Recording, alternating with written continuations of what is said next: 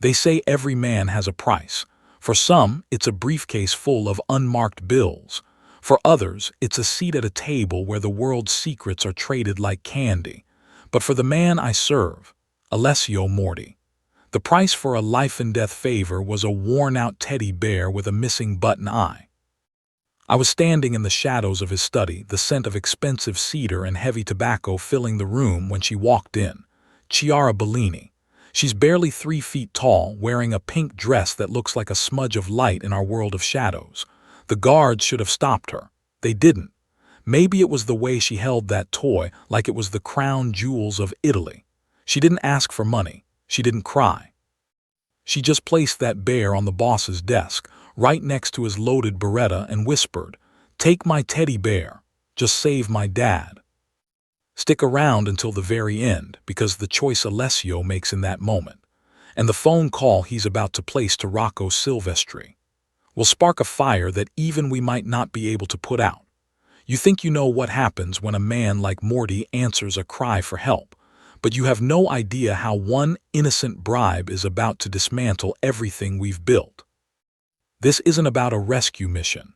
It's about what happens when the most dangerous man in the city decides to listen to a soul that hasn't been corrupted yet. Before we move into the King of Silence and the contract that changed the underworld forever, make sure to like this video, hit that subscribe button, and let us know in the comments which city you're watching from. Now, let's see if a toy is enough to buy a miracle. The halls of the Morty estate aren't just corridors. They are stone-cold reminders of who holds the keys to the city. I've stood guard in these hallways for years, watching some of the most powerful men in Italy sweat through their silk shirts before they even reach the boss's door. It's a place of shadows, heavy velvet, and a silence so thick you can hear your own heartbeat. That silence is Alessio Morti's greatest weapon. He doesn't need to shout to be heard. His reputation as the King of Silence does the talking for him. But on this Tuesday afternoon, that silence wasn't broken by a gunshot or a shout. It was broken by the soft, rhythmic clicking of small patent leather shoes on the marble floor. I was standing at the end of the north wing when I saw her. She looked like a ghost from a different world, a tiny figure in a pale pink dress that seemed to glow against the dark mahogany paneling. She shouldn't have been there. The outer gates are guarded by men who don't believe in coincidences, and the inner sanctum is protected by biometric locks and eyes that never sleep.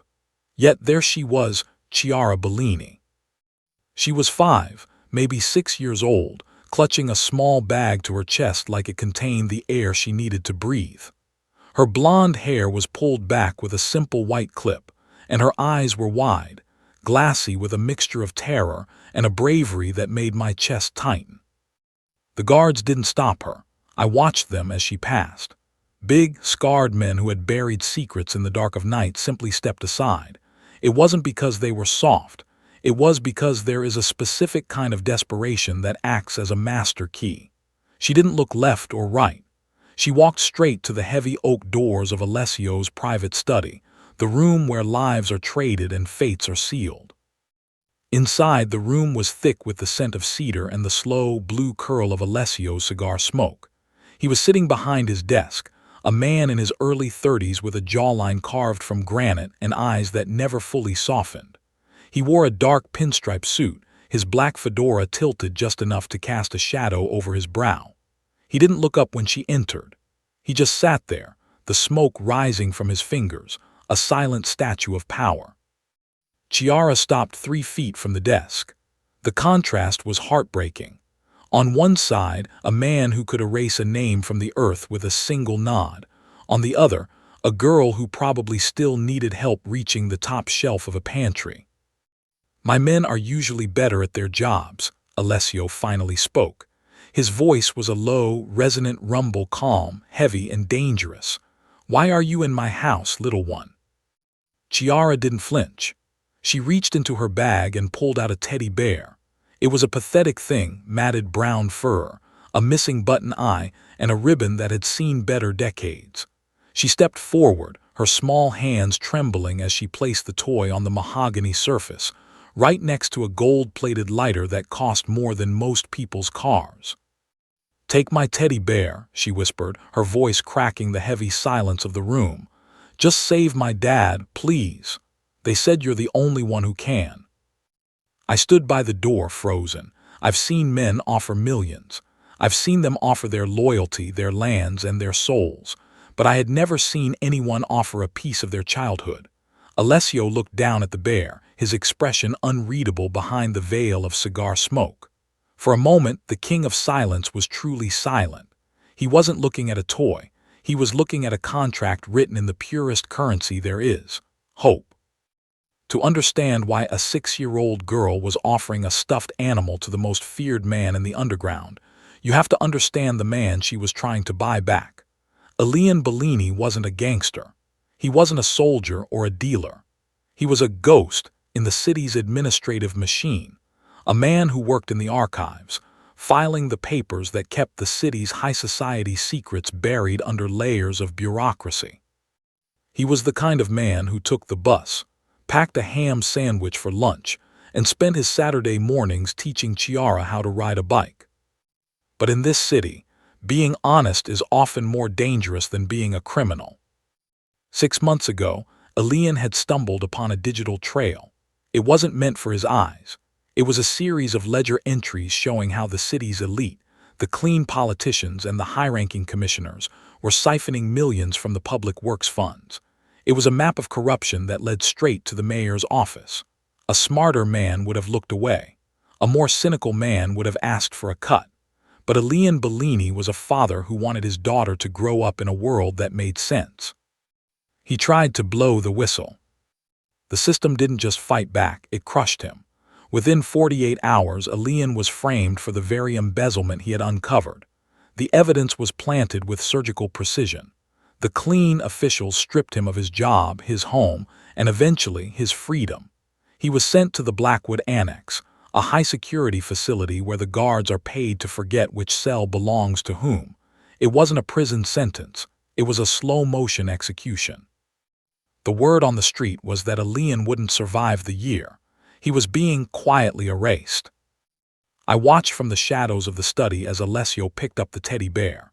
He held it with 2 fingers, observing the worn fur and the loose stitching. I knew what he was thinking. Helping Elian Bellini wasn't just a matter of breaking someone out of jail. It was a social suicide mission.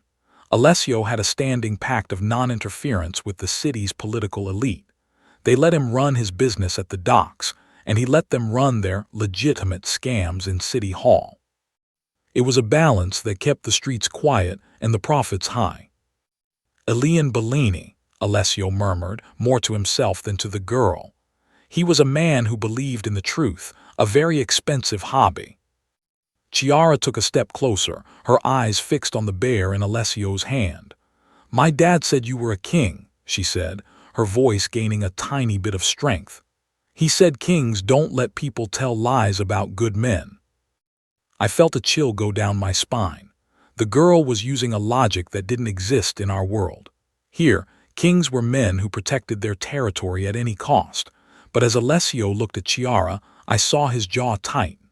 The tattoos on his hand, symbols of blood oaths and ancient power, seemed to darken against his skin. He wasn't just looking at a father in trouble. He was looking at the debris of a system that thought it was more powerful than he was. The political elite thought they could erase a man without asking Alessio Morti for permission. And if there's one thing a boss hates more than a snitch, it's being ignored. The teddy bear wasn't just a toy anymore. It was an insult to the men who thought they ran this city. It was a challenge. And as Alessio's piercing eyes met Chiara's, I realized that the king of silence was about to make a very loud statement. The moment Chiara was led away by the housekeeper to get a bowl of soup, the atmosphere in the study shifted from a fairy tale to a war room. The doors hadn't even fully closed before Dante, Alessio's underboss and a man who valued profit over everything, stormed into the room. Dante was the kind of man who saw the world in spreadsheets and body counts. To him, the little girl wasn't a guest. She was a liability in a pink dress. "Tell me you're not thinking what I think you're thinking," Dante hissed, his eyes darting to the teddy bear still sitting on the mahogany desk. Alessio, that's Bellini's kid. You know who's holding her father. It's not a rival family. It's the commissioner. It's the mayor's office. They have him in Blackwood on a silver platter. Alessio didn't answer immediately. He reached for a fresh cigar, clipped the end with a silver cutter, and lit it with a steady hand. The flame illuminated the tattoos on his neck, the ink disappearing into the collar of his white shirt. "The girl bought a contract, Dante," he said, his voice like velvet over gravel. "With a toy," Dante barked a hollow laugh. The men are already whispering Alessio. They saw her walk past the gates. If word gets out that the Morty family is risking a 10-year peace treaty for a stuffed bear, we'll be the laughingstock of the Mediterranean. Our reputation is built on being untouchable, not being a charity for lost causes. "Our reputation," Alessio countered, blowing a thick cloud of smoke toward the ceiling, "is built on the fact that I am the highest authority in this city. If the commissioner thinks he can disappear a man within my territory without my blessing, he has forgotten who allows him to sit in that office." The tension in the room was suffocating. This was the moral cost Dante couldn't see. For Alessio, this wasn't about being a hero, it was about the public perception of power. If he ignored the girl, he remained the safe, predictable boss who played by the rules of the corrupt. But if he took the contract, he was asserting that his shadow was longer than the law. "If we move on Blackwood," Dante argued, his voice dropping to a desperate whisper, "the peace is over. No more easy shipments. No more quiet docks. The police will be at our throats by Monday. Is a clerk's life worth the entire Morty empire?" Alessio stood up, his tall frame casting a long shadow across the desk. He picked up the teddy bear and turned it over in his hands. "It's not about the clerk, Dante, it's about the girl. She believes that this toy is the most valuable thing in the world. She gave it to me because she thinks I'm the only man strong enough to protect it." He leaned in, his eyes piercing through the smoke. "I will not have a child thinking the commissioner is more powerful than I am." He turned away from Dante and walked toward the window, looking out over the sprawling city that flickered with 1,000 lights, each one a life he technically owned. He reached into his pocket and pulled out a secondary phone, a device that only had 3 numbers in its memory. "Who are you calling?" Dante asked, his face pale. Alessio didn't look back. He dialed the number and waited for the single click that signaled the line was live. "Rocco," Alessio said into the phone. "I have a contract, it's a ghost extraction. Blackwood Annex. I want the man out before the sun touches the cathedral." There was a pause. I could almost feel the cold presence of Rocco Silvestri on the other end of the line, the hitman who never asked questions and never left a trace. "Consider it done," the rasping voice replied. Alessio hung up and placed the phone back on the desk. He looked at the teddy bear one last time before pushing it toward the center of the table. The decision was made. The peace was shattered. And as I watched the boss stare out at the city, I realized that we weren't just saving a father. We were starting a fire that would either burn the corruption away or consume us all. The air in the Morty study usually smells of expensive tobacco and old secrets, but after the girl left it felt charged with something else. Electricity. The kind that precedes a storm that levels cities. I watched Alessio as he waited for Rocco Silvestri to arrive. He wasn't packing. Alessio Morty doesn't pace. He sat perfectly still, his black fedora casting a sharp, triangular shadow over the desk where the teddy bear sat. It looked absurd, a child's toy resting on a surface that had seen death warrants and multi-million-dollar ledgers. But to Alessio, that toy had become the most serious contract of his career. When the door finally opened, there was no sound. Rocco Silvestri didn't walk into a room, he materialized in it. He was a man made of sharp angles and cold efficiency, his presence so muted it was unsettling. He didn't look at me, and he barely acknowledged the boss. His eyes went straight to the desk. He didn't see a toy. He saw a target. Rocco was the kind of man who could walk through a crowded room and leave 3 men dead without anyone noticing the temperature had dropped. He was the ghost, the hitman Alessio used when a message needed to be sent without a single drop of blood being spilled on the family's shoes. Blackwood Annex, Alessio said, his voice cutting through the stillness like a blade. The medical ward. There is a man named Elian Bellini.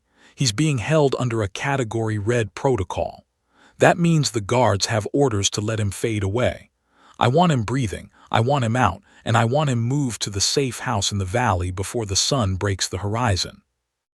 Rocco didn't ask why. He didn't ask about the risk. He knew that Blackwood was a fortress of state-sanctioned corruption, guarded by men who wore badges but took checks from the commissioner. To pull a man out of there was to slap the face of every politician in the pocket of the Morty rivals. It was a logistical nightmare. The ward was sealed with biometric locks, and the perimeter was patrolled by dogs that were trained to hate the scent of fear. Extraction without noise. Rocco's voice was a dry rasp, like sandpaper on stone. Total silence, Alessio replied. If a single alarm sounds, the commissioner will have the excuse he needs to raid our docks. This isn't a hit, Rocco, it's a correction. The world thinks they can disappear a man in my city without asking for my seal. Show them they're wrong. I watched Rocco's eyes flicker to the teddy bear. For a fleeting second, I saw a spark of something human in those cold depths, a recognition of the stakes. He reached out and touched the bear's matted fur with a gloved finger. In our line of work, we are used to the weight of lead and the coldness of steel. This was different. This was the weight of a child's hope, and even a man like Rocco Silvestri felt the gravity of it. "He'll be out," Rocco whispered. He turned on his heel and vanished back into the shadows of the hallway. As he left, the weight of the decision settled on the room. Alessio picked up his cigar, the smoke curling around his tattoos. He knew that by the time Rocco reached the prison walls, the rumors would have already reached the streets. The king of silence had picked a side. He had chosen a clerk over a commissioner, a toy over a treaty. The price of that decision was going to be paid in more than just silence. It was going to be paid in the very stability of the Morty name. The news moved through the Morty organization like a slow-acting poison. By the time the moon was high over the cathedral, every captain from the docks to the gambling dens knew that the boss had taken a contract from a child. I walked through the lower kitchens of the estate, where the younger soldiers gathered to smoke and boast, and the air was thick with more than just nicotine. It was thick with doubt. In our world, a leader's strength is the only thing keeping the wolves at the door. If the leader starts acting out of sentiment, the wolves start thinking about who's going to be the next king. I found Leo, one of our most profitable captains, standing by the wine cellar with a group of his earners. Leo was a man of the new school, greedy, impatient, and convinced that the old ways of honor were just fairy tales told to keep the soldiers in line. He looked at me as I approached, a sneer twisting his features. "So it's true then?" Leo asked, blowing smoke into my face. "The great Alessio Morty is risking our shipping routes for a dead man walking and a stuffed animal. I thought we were in the business of power, not babysitting." "The boss is asserting his authority," I said, my voice steady despite the tension in my gut. "The commissioner tried to move on a man in our territory without a word. Alessio is reminding him who owns the streets." "By saving a snitch," Leo laughed, and his men joined in, a harsh, mocking sound that echoed off the stone walls. "Bellini is a clerk who tried to burn the mayor. If he talks, he doesn't just burn the city officials. He burns the system that keeps our pockets full. We should be the ones making sure he doesn't leave that cell. Not the ones breaking him out. Alessio has lost his edge. He's getting soft, and soft men get people killed." I felt the temperature in the room drop. I knew what this was. This wasn't just a disagreement over a mission. It was the first crack in the foundation of the Morty family. If the captains didn't believe in the boss's logic, they wouldn't follow him into the fire that was coming. And the fire was coming. The commissioner wouldn't take the extraction of Bellini lying down. He would hit back, and he would hit where it hurt, the money. "You do well to remember whose name is on the gate, Leo," I warned. "Alessio doesn't make mistakes. He makes moves. If you can't see 3 steps ahead, maybe you're the one who's lost your edge. Elio stepped closer, his eyes narrowing. We'll see how many steps he's ahead when the police are crawling all over the North Docks tomorrow morning. If the money stops flowing because of a teddy bear, the family isn't going to stand behind a man who's playing house. I walked away, but the weight of his words followed me. I went back up to the study, where Alessio was still sitting in the dark, the only light coming from the glowing tip of his cigar. He knew. He had to know. He could hear the whispers even through the thick oak doors. He was betting the loyalty of his men against the innocence of a little girl, and in the Italian underworld, that was a bet no sane man would ever make. But as I looked at him, I realized that Alessio wasn't looking for a win. He was looking for something he had lost a long time ago, a reason to be feared for something other than his cruelty. While the mutiny brewed in the wine cellar miles away, the ghost was beginning his work. Blackwood Annex sat on the edge of the city like a jagged tooth, surrounded by marshland and high-tension wires. It wasn't a place of rehabilitation, it was a place of forgetting. The floodlights swept across the yard in a rhythmic, mechanical dance, illuminating the razor wire that hummed in the wind. To any other man, it was a tomb. To Rocco Silvestri, it was a puzzle. Rocco didn't use a thermal cutter or explosives. He didn't even use a gun. He moved with a set of skeleton keys and a deep knowledge of the facility's blind spots. He knew that at 2:14 a.m., the guard in the central tower turned his head to adjust the monitor for exactly 4 seconds. That was all the time he needed to slip over the first perimeter fence.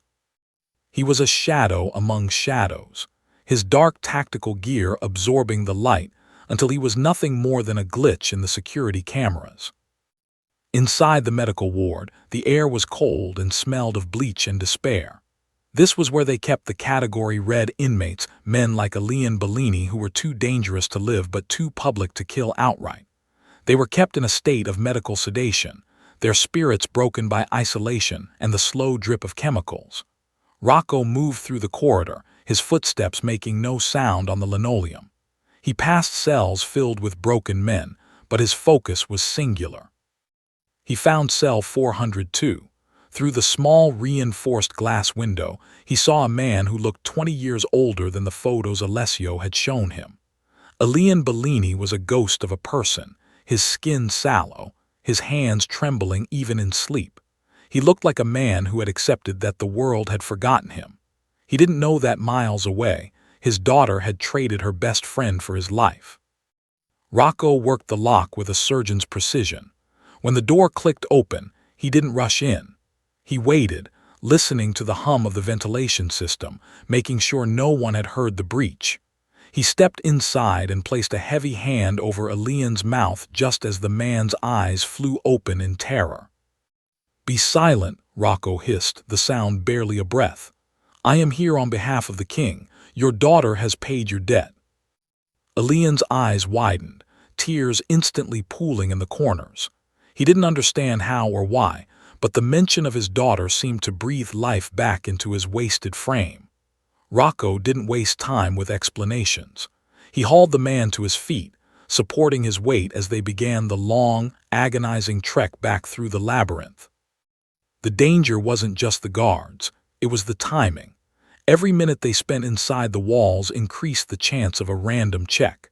As they reached the final exit, the sound of a heavy door slamming echoed from the far end of the hall.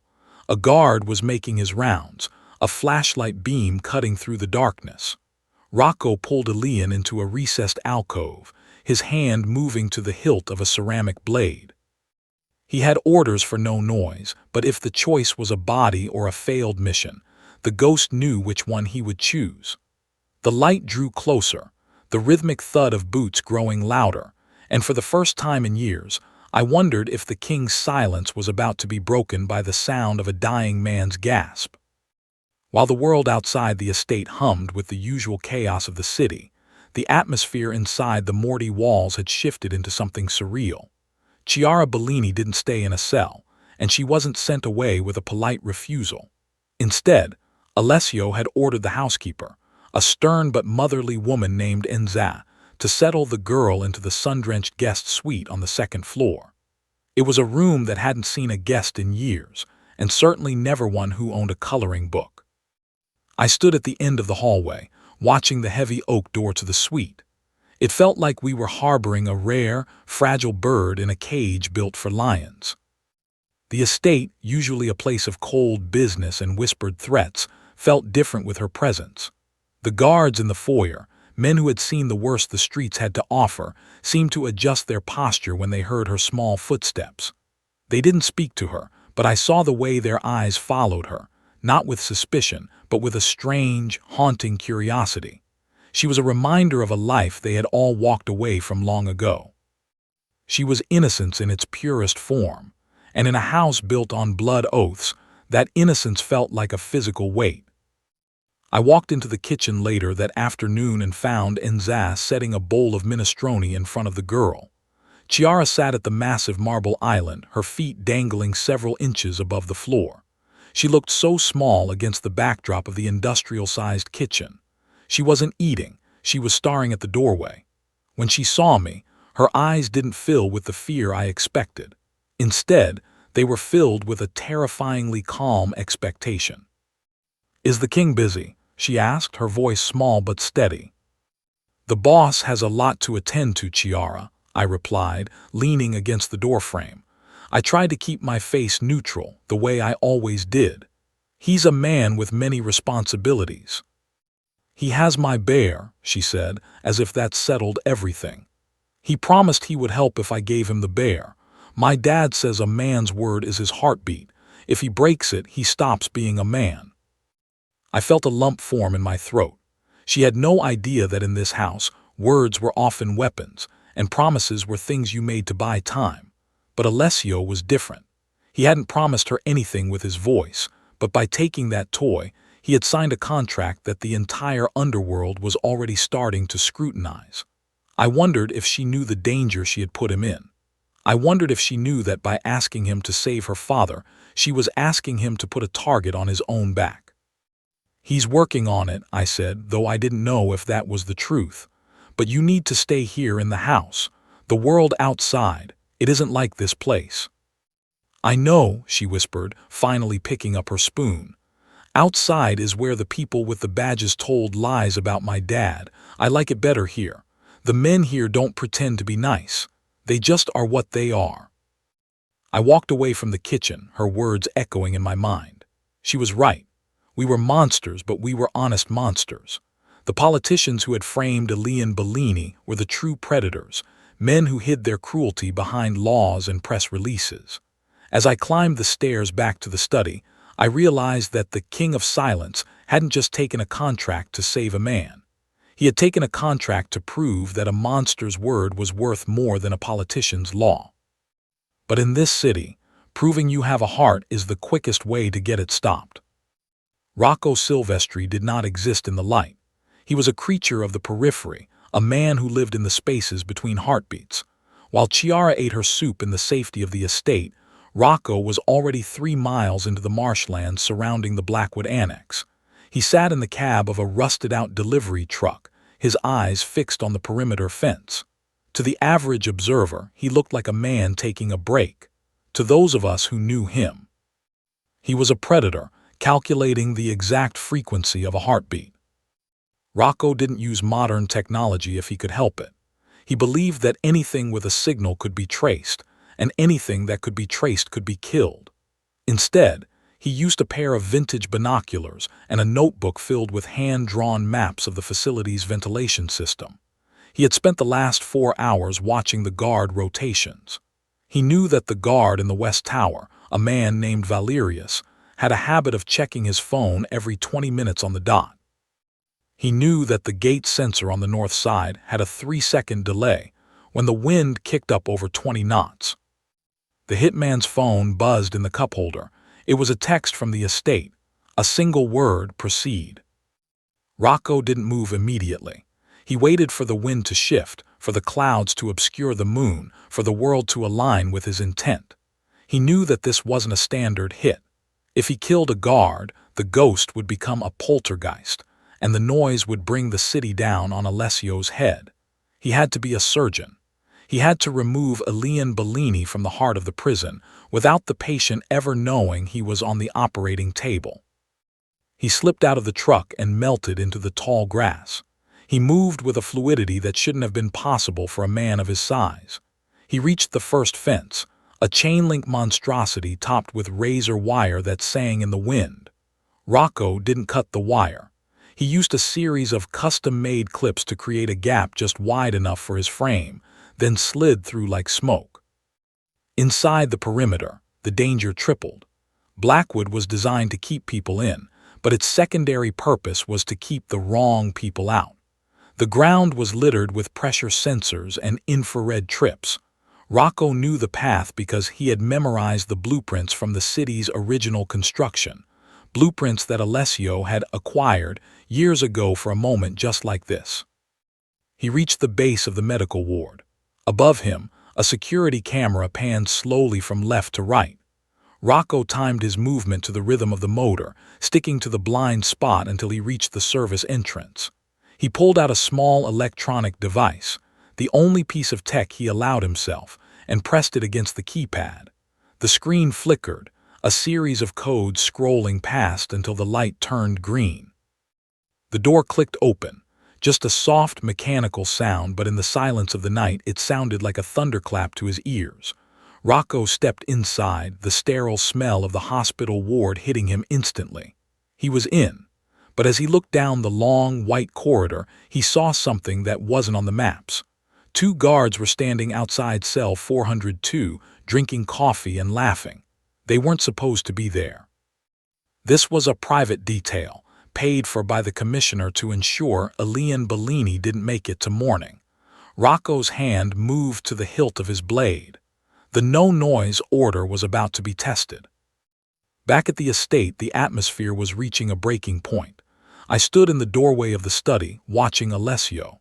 He hadn't moved for hours. The cigar in his hand had burned down to a long, gray ash, and the shadows under his fedora seemed to have deepened. On the desk, the teddy bear sat between us, a silent witness to the gamble. "Dante is moving," I said softly, breaking the silence.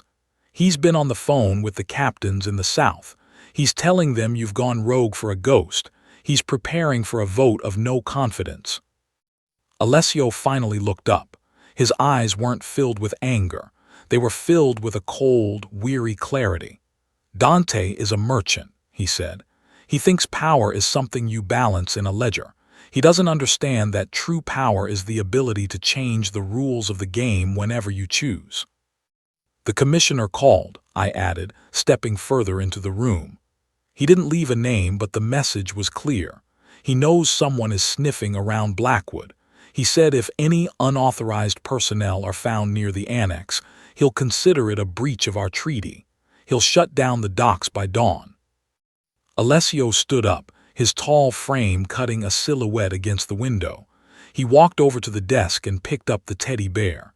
He looked at the missing eye, his thumb brushing over the worn fabric. "Do you know why I took this, Marco?" "Because you're the boss," I said, "and nobody tells the boss no." "No," Alessio whispered. "I took it because for the first time in 15 years someone looked at me and didn't see a monster. She didn't see the king of silence or the man who runs the ports. She saw a man who could fix the world. And if I can't be that man for a 6-year-old girl, then all this stone and blood, it means nothing." He turned to me, and for a split second the mask slipped. I saw the weight of the years, the cost of every life he'd taken, and the crushing loneliness of the throne he sat upon. Then, as quickly as it had appeared, the mask snapped back into place. He was the king again. "If Rocco fails, we lose everything," I reminded him. "The captains will follow Dante. The commissioner will seize the assets. We'll be hunted by our own men." "Rocco won't fail," Alessio said, his voice dropping to that dangerous, low rumble. "But if he does, tell the men to prepare. If they want to follow a merchant like Dante, let them try. But as long as that girl is under my roof, I am the only law that matters." Just then the secondary phone on the desk buzzed, a single vibration. Alessio picked it up, his face unreadable. He listened for 3 seconds, then hung up without saying a word. He looked at the teddy bear, then at me. "He has him," Alessio said. But the victory felt heavy. We had the man, but the sun was beginning to peek over the horizon, and with the light would come the realization that we had just declared war on the entire city structure. The peace was dead. The treaty was ashes. And as I looked at the boss, I knew that the hardest part wasn't getting Elian Bellini out of prison. It was going to be surviving the world we had just created for him. Watch out for Part 2.